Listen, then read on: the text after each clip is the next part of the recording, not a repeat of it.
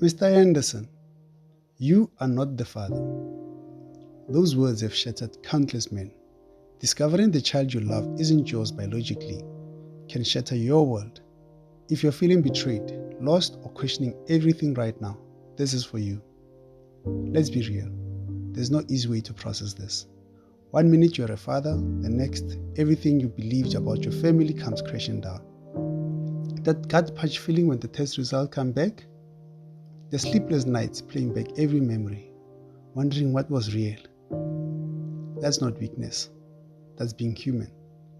Maybe you're cycling between rage, numbness, and unbearable hurt, and the thoughts of embarrassment and feeling stupid.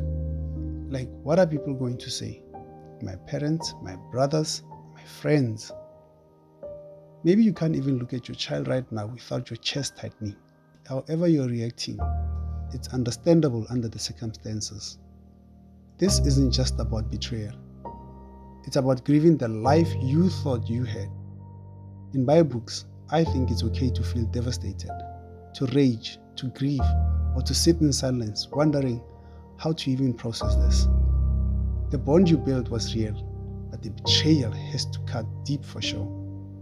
A friend of mine sent me a video clip of this American show of what I believe to be the paternity court. In this clip, we see Mr. M, who apparently claims to have spent 5 years in prison for failing to pay child support for a child who turned out not to have been his in the first place. What hurt the most for me was how the woman who sent this man to prison felt no remorse. She unapologetically said she did it for her son. The woman even calmly said she knows who the real father is and still talks to him. Mind you, the child spoken of is seemingly well in his teen years. And I sincerely apologize for him and his family for using this story.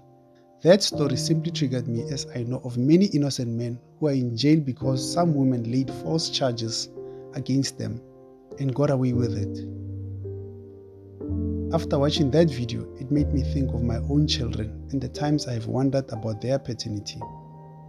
But despite those questions, I still chose to love them without knowing as a matter of fact whether they are biologically mine or not. These situations differ from man to man.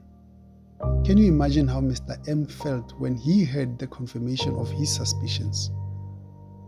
For a lot of you viewing this, you don't have to imagine because you have been there. Sometimes you may not even be the father. You may be the child who found out that the person he has loved for all these years, the man that raised you, is not your father.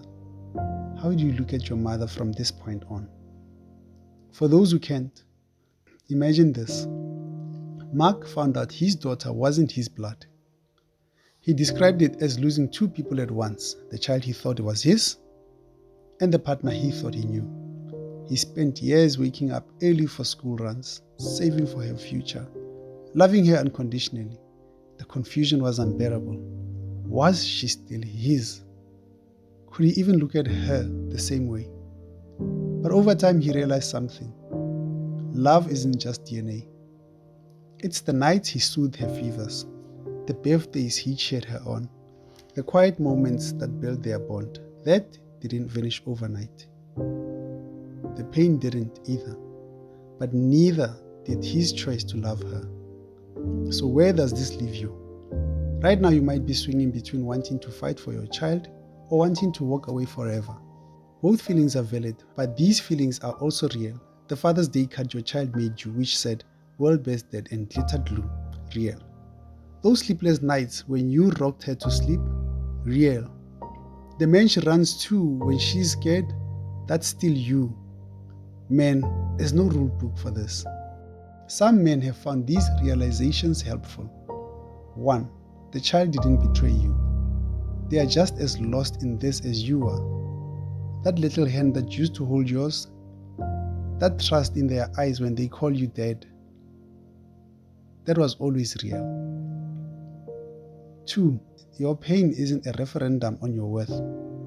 Whether you stay or go, the love you gave mattered. Those school plays you attended, scraped knees you bandaged, those moments were never a lie. 3. You get to set the terms. Some fathers need space before they can even look at their child. Others double down on custody battles. There's no right way, only what preserves your humanity. 4. The anger will change shape. Early days, it's a wildfire. With time, it becomes embers, still hot, but something you can carry without being consumed. Lastly, you are allowed to grieve the future you imagined. The father-daughter dance you pictured, the legacy you thought you'd leave. It's okay to mourn that ghost life. I know we are coming to the end of the video, but if this hit home, I need you to do 2 things right now. First, take a deep breath. This weight you're carrying, you don't have to shoulder it alone. Second, drop 1 word in the comments.